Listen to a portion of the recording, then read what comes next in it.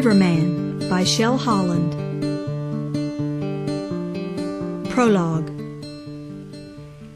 A person like Nathan Whitley shows up maybe once in anybody's lifetime, often without being recognized.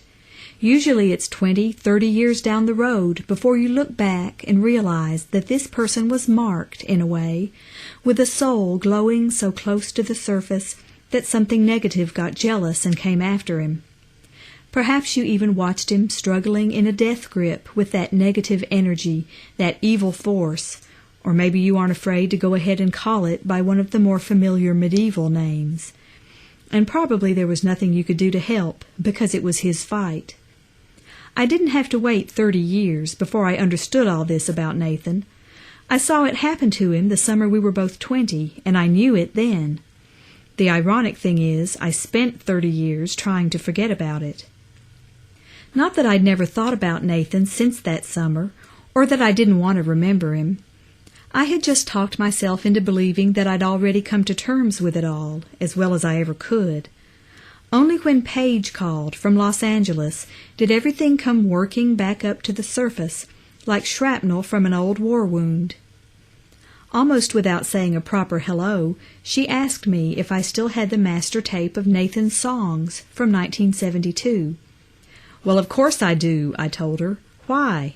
And nice talking to you again, by the way." "I know, it's been a while," she said, "and I'm sorry, honey." Her favorite endearment made me grin. I could picture her vividly, her curly copper hair and Irish eyes. "You movie people," I said. "Time is money. Money is time." Okay.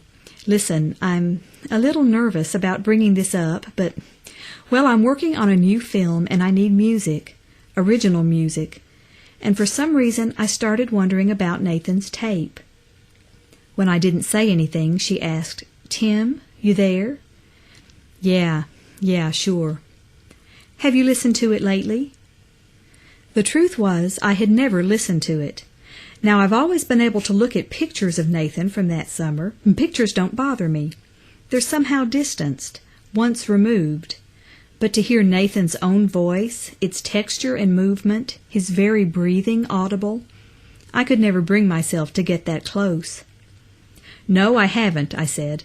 "As a matter of fact, I'm not even sure what's on there." Paige's voice sharpened. "Well, Tim, you've had it mixed down, haven't you?" I didn't answer. She said slowly, "You haven't had it mixed down." "Paige, you mean that big old master reel's been sitting around all these years and nobody's even heard it? How do you know it's not just blank?" "I don't," I said. "Tim, you were the one who went and got that tape from the Riverman, and you've just let it sit on a shelf ever since then? Paige, why are you doing this?" My voice sounded pretty edgy on that one, and there was silence on the other end of the line. "I've been thinking a lot about Nathan," she said finally. "Why now, I don't know. Age, I guess." "I guess." "But I was thinking, if the music is as good as I remember, and it fits into this film—" The rest came out in a rush. "Then it would finally get out there like you wanted, you know. We'll do a soundtrack CD and everything, and then maybe he'll hear it somehow." "You're crazy." "And then he'll know we didn't just forget." "Paige." "Timmy, just mix down the master and burn me a CD, okay? You must know somebody good you can trust to do it. That way you won't have to hear it if you don't want to." God bless her, she seemed to understand why I didn't want to listen to it. "Please?" And I promised.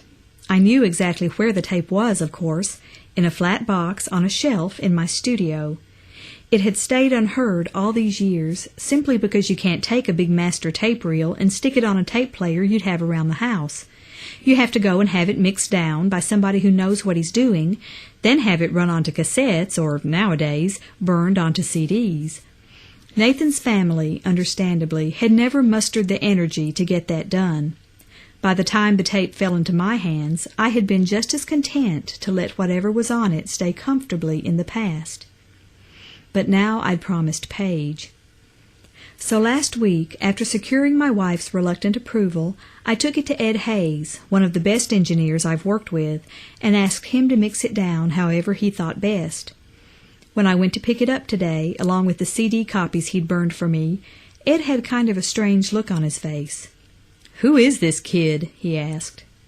"Friend of mine," I said, over a surge of mingled relief and dread because the tape hadn't been blank after all.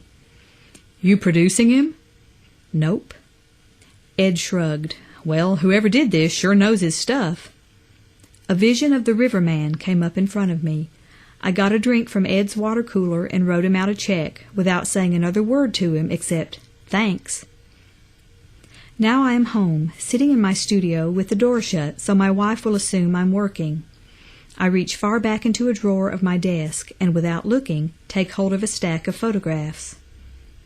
I still have all the pictures taken of Nathan and Paige and me that summer. I have them memorized, and sometimes I leaf through them in my head when I can't sleep, using them as a sort of visual mantra to calm me down. They do that for me now as I look through them, but it takes a while. Just having Nathan's music out in the open, knowing somebody else has finally heard it, makes my hands shake. My two favorite pictures are these. First Paige and Nathan together, fallen back into the grass, Nathan's arms around her, and both of them laughing. Then Paige, always hyper, had jumped up to brush herself off, so the second shot is of Nathan by himself, his lanky form still relaxed in the grass, his big shy smile squinching up his eyes. One hand flung up against his chest shows those long, thin, strong fingers that could do anything on an acoustic guitar or a piano. I look carefully at the photo, following its familiar lines. As I've done before, I try to imagine what he'd look like now. Would he have stayed the same, only faded, like Paige has done? I try to envision that young face set in harder lines, the way I know mine has become. I try to picture him without all that shaggy brown hair, the way we all wore it back in '72. Would he be bald now, maybe? Or would his hair be thinner and grayer and worn back in a tail, like mine? By now he would probably not recognize me either. For the first time, thinking about that frustrates me. "Damn it, Paige," I tell her in my head.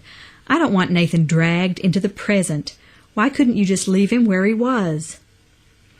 Still, here is the CD on the desk in front of me. I put down the pictures, pick up the CD, and take it over to the stereo. I try to move in one fluid, never-ending motion because if I stop, I will never be able to go through with this.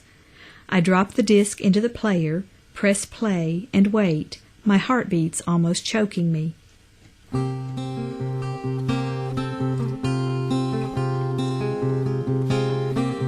Two hands catch the vine, swing you out and high.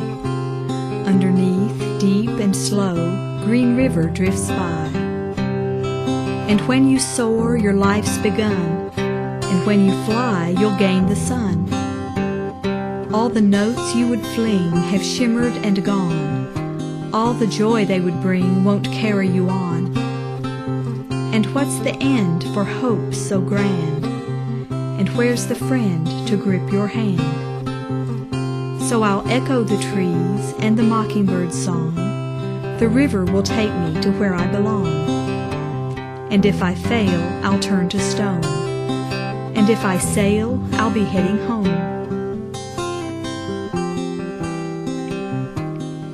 Nathan's voice, low and soft, yet warm from its baritone timbre, washes through me. I remember so well the peculiar consoling note, as if he were absent-mindedly singing someone to sleep over his fingers' quick rhythms. Both voice and guitar are mixed almost unbearably close, like a living person singing and playing 3 feet away from me. In comes my bass now on the second verse, and then Paige and me harmonizing on the chorus. And I can hear, almost see, how the rest of the music flows around the smooth, low-lying rock that is Nathan's voice, solid in the middle of the stream. Slowly I begin to remember how we were, he and Paige and I, together. And as my mind goes back, we are still leafy green, like young trees, rustling and dappled with shadows and standing close in that summer.